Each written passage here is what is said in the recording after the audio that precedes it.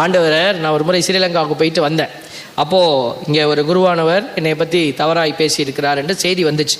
இவன் ஊர் சுற்றுறான், இப்படியே ஜாலியாக சுற்றிக்கிட்டு இருக்கிறான். அங்கே போய் நாங்கள் கஷ்டப்படுறது எங்களுக்கு தான் தெரியும். அடுத்த வீட்டில் போய் உட்காந்து சோறு தின்னு பார்த்தா தெரியும். எப்படா சோறு போடுவாங்க, எப்படா எங்கே படுக்க வைப்பாங்க, இந்த இடம் நல்லா இருக்குமா, அவங்க கொடுக்குற இடத்துல படுக்கணும், எந்திரிக்கணும், அங்கே இருக்கிற டாய்லெட்டு நம்ம நினச்ச மாதிரி இருக்காது. அப்போது இதெல்லாம் தாங்கி தான் ஓடிக்கிட்டு இருக்கிறோம்.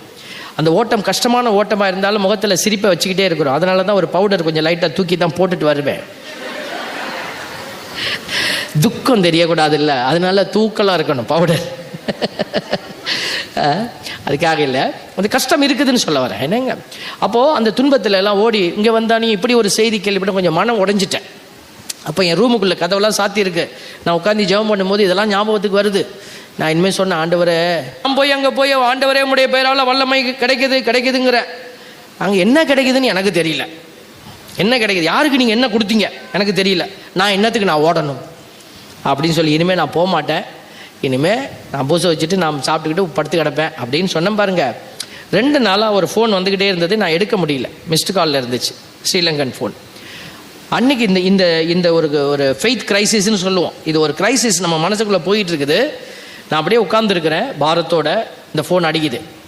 எடுத்தேன். ஃபாதர் நாங்கள் பள்ளி முனையிலேருந்து கதைக்கிறோம் ஃபாதர். ஃபாதர் ஆல்பர்ட்டுக்கிட்ட கதைக்கலாமா,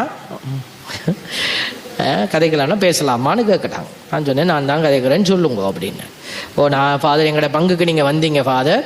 ஓ எங்களோட மனைவிக்கு பாபா இல்லை ஃபாதர், குழந்தை இல்லை, எங்களோட பாபா இல்லை ஃபாதர். நாங்கள் உங்களோட மன்றாட கேட்டோம் ஃபாதர், நீங்களும் மன்றாடுனீங்க, மன்றாடி போட்டு எங்கிட்ட சொன்னீங்க ஃபாதர் 2 மாதத்தில் ஆண்டவர் ஒரு நல்ல செய்தி உங்களுக்கு தருவார்ன்னு சொன்னீங்க ஃபாதர். இப்போது எங்களோட மனைவியை நான் போன 2 நாளைக்கு முன்னாடி ஹாஸ்பிட்டல் கூட்டி கொண்டு போனேன். நான் இப்போட எங்கள் மனைவி கன்ஃபார்ம் ஆகியிருக்காங்க ஃபாதர். அதை சொல்லத்தான் உங்களோட கூப்பிட்டேன் ஃபாதர், உங்களுக்கு நன்றி சொல்லலாம் என்று. விளங்கிட்டா நம்ம கதைக்கிறது, விளங்குதா? ஸ்ரீலங்கா நாட்களுக்கு புரியும், அவங்க கதையை பெரிய கதை. முதல் தடவை நான் போனப்போ ஒரு அம்மா வந்து இப்படித்தான் கதைச்சாங்க, எனக்கு ஒரு இளவும் புரியல. ஃபாதர் எங்கட விட்ட 2 பெண் குட்டிகள், ஃபாதர் என்ன செய்ய தெரியல ஃபாதர், 2 பெண் குட்டிகள் ஒன்றி சொல்ல கேட்க இல்லை.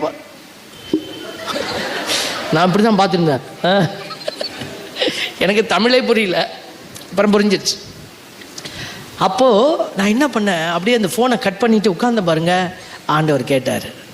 ஆண்டவர் சொல்கிறார், ஏண்டா நான் ஒன்றையும் உனக்கிட்ட இப்படி சொல்லணுமான்னு கேட்டார்.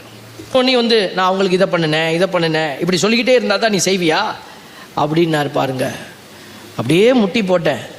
எனக்கு அழுவத்தான் வந்துக்கிட்டே இருந்துச்சு. ஒரு 1/2 மணி நேரமாக அழுதுகிட்டே இருந்தேன். நான் அழுவ மாட்டேன் ஈஸியாக.